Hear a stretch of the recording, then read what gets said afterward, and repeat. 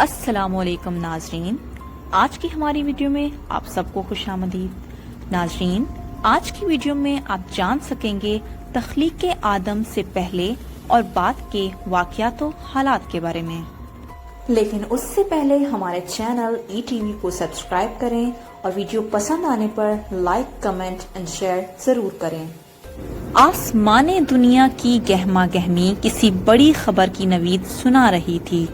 جوں جوں وقت گزرتا جا رہا تھا، تسبیح و تحلیل میں مصروف فرشتوں کے تجسس اور بے چینی میں اضافہ ہوتا جا رہا تھا۔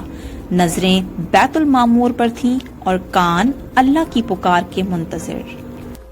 بالآخر انتظار کی گھڑیاں ختم ہوئیں اور اللہ رب ذوالجلال کا حکم فضا میں بلند ہوا۔ قرآن پاک کی سورہ بقرہ آیت نمبر 30 میں اللہ پاک ارشاد فرماتے ہیں کہ میں زمین پر اپنا نائب بنانے والا ہوں۔ فرشتے اس فیصلے پر حیران تھے اور متعجب بھی۔ ان کا خیال تھا کہ جنات کی طرح یہ بھی زمین پر لڑائی جھگڑا کریں گے، چنانچہ انہوں نے اس فیصلے کی حکمت معلوم کرنے کی غرض سے ڈرتے ڈرتے عرض کیا، اے ہمارے رب، ایسے شخص کو کیوں پیدا کرتا ہے جو زمین میں فساد کرے اور خون بہائے؟ ہم تیری تسبیح، حمد اور پاکیزگی بیان کرنے والے ہیں۔ اللہ تعالیٰ نے فرمایا، جو میں جانتا ہوں تم نہیں جانتے۔ تخلیق آدم علیہ السلام تعالیٰ نے حضرت جبرائیل علیہ السلام کو حکم دیا کہ کرۂ ارض سے مٹی لے کر آؤ۔ حضرت ابو موسیٰ اشعری رضی اللہ تعالیٰ عنہ سے روایت ہے کہ نبی کریم صلی اللہ علیہ وآلہ وسلم نے ارشاد فرمایا، اللہ تعالیٰ نے حضرت آدم علیہ السلام کو ایک مٹھی خاک سے پیدا فرمایا۔ یہ مٹی تمام روئے زمین سے حاصل کی گئی تھی۔ یہی وجہ ہے کہ حضرت آدم علیہ السلام کی نسل میں مختلف رنگ و زبان کے لوگ پائے جاتے ہیں۔ اللہ تعالیٰ نے حضرت آدم علیہ السلام کو 4 عظیم شرف اور مرتبے عطا فرمائے۔ نمبر 1، اپنے ہاتھ سے پیدا فرمایا۔ نمبر 2، روح پھونکی۔ نمبر 3، فرشتوں کو سجدہ کرنے کا حکم فرمایا۔ اور نمبر 4، اشیاء کے ناموں کے علم سے سرفراز فرمایا۔ اللہ تعالیٰ نے تمام فرشتوں کو حکم دیا کہ حضرت آدم علیہ السلام کو سجدہ کرو، تو ابلیس کے سوا سب نے سجدہ کیا۔ اس نے انکار کر دیا اور تکبر کیا اور وہ کافروں میں ہو گیا۔ اللہ نے ابلیس سے پوچھا، جب میں نے تجھ کو حکم دیا تھا تو کس چیز نے تجھ کو سجدے سے باز رکھا؟ اس نے کہا، میں اس سے افضل ہوں، تو نے مجھے آگ سے پیدا کیا ہے اور اسے خاک سے۔ اللہ تعالیٰ نے فرمایا، تو بحشت سے اتر جا، تجھے حق نہیں کہ تو یہاں رہ کر غرور کرے۔ ابلیس نے کہا، مجھے اس دن تک مہلت عطا فرمائیے جس دن قیامت آئے گی۔ اللہ نے شیطان کو مہلت عطا فرما دی، تو اس نے کہا، اب میں تیرے بندوں کو قیامت تک بہکاؤں گا، آگے سے، پیچھے سے، دائیں سے، بائیں سے۔ تو اللہ تعالیٰ نے ارشاد فرمایا، جو لوگ تیری پیروی کریں گے میں تجھ سمیت ان سب سے جہنم بھر دوں گا۔ ابلیس اور شیطان ایک ہی صفت اور حقیقت کے 2 ایسے نام ہیں جن کا کام اللہ کے بندوں کو ورغلانا، شر پھیلانا اور انہیں اللہ سے باغی کر کے برائی کے کاموں کی جانب راغب کرنا ہے۔ حضرت عائشہ صدیقہ رضی اللہ تعالی عنہا سے روایت ہے کہ نبی کریم صلی اللہ علیہ وآلہ وسلم نے فرمایا کہ فرشتے نور سے، آدم مٹی سے اور ابلیس آگ سے پیدا کیا گیا ہے۔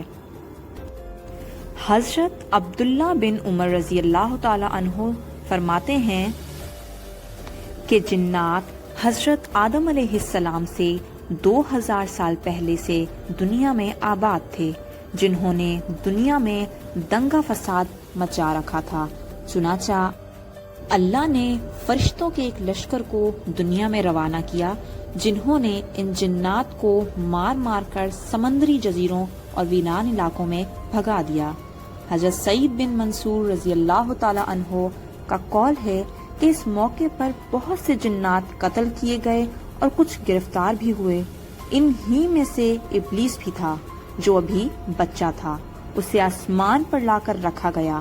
یہ فرشتوں کے ساتھ عبادت میں مصروف ہو گیا اور بہت جلد علوم کا ماہر اور عبادت گزار بن گیا۔ چنانچہ اسے آسمانوں میں معلم الملکوت کے نام سے پکارا جانے لگا۔ حضرت ابن عباس رضی اللہ تعالی عنہ فرماتے ہیں کہ ابلیس کا نام عزازیل تھا۔ ناظرین، حضرت آدم علیہ السلام کو یوں تو جنت میں تمام آسائشیں نعمتیں موجود تھیں، لیکن اس کے باوجود حضرت آدم علیہ السلام تنہائی اور اجنبیت محسوس کرتے تھے۔ چنانچہ اللہ تعالیٰ نے ان کی تنہائی دور کرنے کا بندوبست فرماتے ہوئے حضرت حوا علیہ السلام کو حضرت آدم علیہ السلام کی بائیں طرف کی چھوٹی پسلی سے پیدا کیا گیا جبکہ وہ سو رہے تھے۔ قرآن پاک کی سورہ بقرہ آیت نمبر 35 میں اللہ تعالیٰ ارشاد فرماتے ہیں، آدم اور ان کی بیوی حوا جنت میں سکونت فرمائیں، اور یہ بھی فرمایا جہاں سے چاہو بلا روک ٹوک کھاؤ، لیکن اس درخت کے پاس نہ جانا ورنہ ظالموں میں سے ہو جاؤ گے۔ حضرت آدم علیہ السلام اور حضرت حوا بڑے آرام و سکون سے جنت میں رہنے لگے۔ روایت میں ہے کہ حضرت آدم علیہ السلام 100 سال یا 60 سال جنت میں رہے۔ اس عرصے میں دونوں پر جنت کے کسی بھی حصے میں جانے پر پابندی نہ تھی سوائے شجر ممنوعہ کے۔ شیطان اب ان دونوں کا کھلا دشمن تھا اور اپنی سزا کا بدلہ لینے کے لیے بے قرار بھی۔ اس کی شدید خواہش تھی کہ یہ اللہ کے حکم کی خلاف ورزی کریں۔ پھر شیطان نے ان دونوں کے دلوں میں وسوسہ ڈالنے شروع کر دیے اور آخرکار شیطان کی سازشیں رنگ لائیں اور اس نے حضرت حوا کو پھل کھانے پر راضی کر لیا۔ ایک دن حضرت حوا نے حضرت آدم علیہ السلام سے کہا کہ ہم اس شجر ممنوعہ کا ذرا سا حصہ کھا کر تو دیکھیں، آخر وہ راز کیا ہے جو اللہ نے اسے کھانے سے منع فرمایا ہے۔ شروع میں تو حضرت آدم علیہ السلام اس کے لیے قطعی طور پر راضی نہ تھے، لیکن حضرت حوا کے مسلسل اصرار پر حضرت آدم علیہ السلام بھی راضی ہو گئے۔ ابھی ان دونوں نے پھل کو پورے طور پر چکھا بھی نہ تھا کہ اللہ نے دونوں کو پکارا اور فرمایا، کیا میں نے تم کو منع نہیں کیا تھا کہ اس درخت کا پھل نہ کھانا اور شیطان کے ورغلانے میں نہ آنا؟ یہ تمہارا کھلا دشمن ہے۔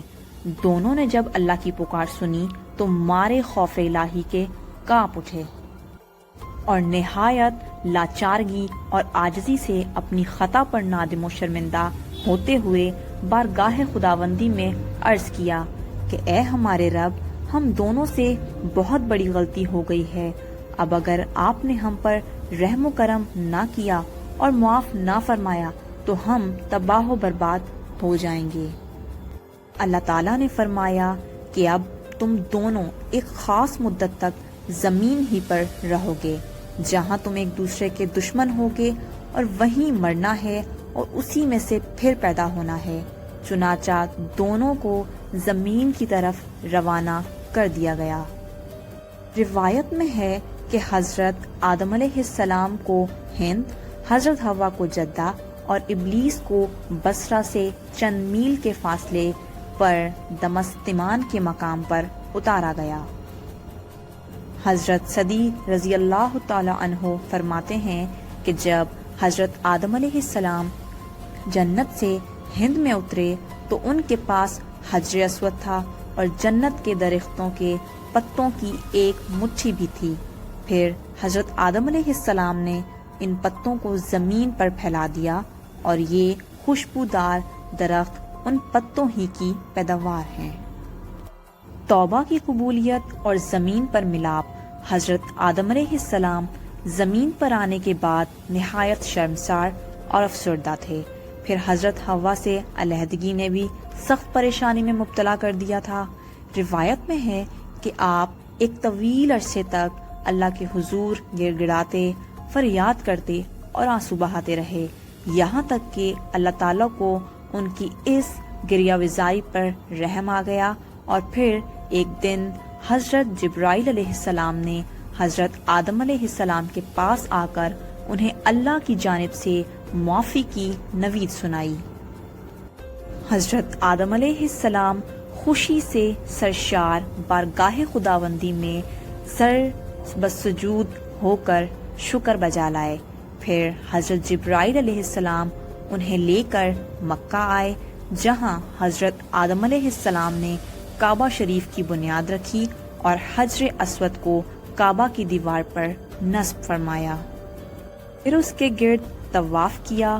طواف سے فارغ ہو کر حضرت جبرائیل علیہ السلام انہیں جبل عرفات پر لے گئے، جہاں حضرت حوا تشریف فرما تھیں، لیکن طویل عرصے کی جدائی اور حالات نے بہت سے جسمانی تغیرات پیدا کر دیے تھے، چنانچہ دونوں ایک دوسرے کو پہچان نہ پائے، جس پر حضرت جبرائیل علیہ السلام نے دونوں کا تعارف کروایا۔ ناظرین، اب ہم بات کریں گے حابیل و قابیل کے قصے کے بارے میں۔ تو ناظرین، حضرت آدم علیہ السلام اور حضرت حوا کی ملاقات کے بعد اللہ نے انہیں اولاد کثیر سے نوازا۔ حضرت حوا جب امید سے ہوتی تو ایک لڑکا اور ایک لڑکی پیدا ہوتے، جب دوبارہ امید سے ہوتی تو پھر ایک لڑکا اور ایک لڑکی پیدا ہوتے۔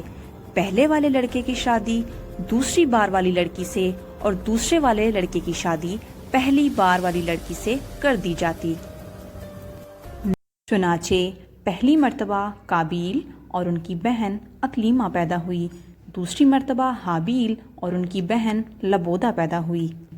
حضرت آدم علیہ السلام نے اکلیمہ کی شادی حابیل سے اور لبودہ کی شادی قابیل سے کرنا چاہی، مگر قابیل نے لبودہ سے شادی سے انکار کر دیا۔ وہ اکلیمہ سے شادی کرنا چاہتا تھا کیونکہ وہ لبودہ سے زیادہ خوبصورت تھی۔ حضرت آدم علیہ السلام نے ہر چند سمجھایا، لیکن قابیل بضد رہا۔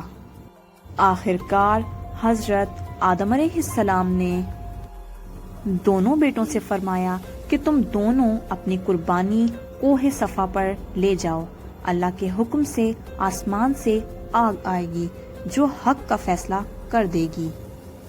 دونوں اپنی قربانیوں کو لے کر جبل صفا پہ پہنچے۔ چونکہ حابیل حق پر تھا، اس لیے اس کی قربانی قبول کر لی گئی۔ اس پر قابیل حابیل کا جانی دشمن ہو گیا، اور پھر ایک دن اس نے حابیل کو قتل کر ڈالا۔ حابیل کے قتل کے بعد اب قابیل کو یہ فکر لاحق ہو گئی کہ اس کی لاش کیسے چھپائے۔ وہ لاش کو کندھوں پر رکھ کر مارا مارا پھرتا رہا۔ آخر کار اللہ نے ایک کوے کے ذریعے اسے بھائی کی لاش دفنانے کا طریقہ سکھایا۔ ناظرین، قرآن پاک کی سورہ المائدہ آیت نمبر 31 میں ارشاد ہے، پھر اللہ نے ایک کوے کو بھیجا جو زمین کھودنے لگا تاکہ اسے بتائے کہ بھائی کی لاش کو کیسے چھپائے۔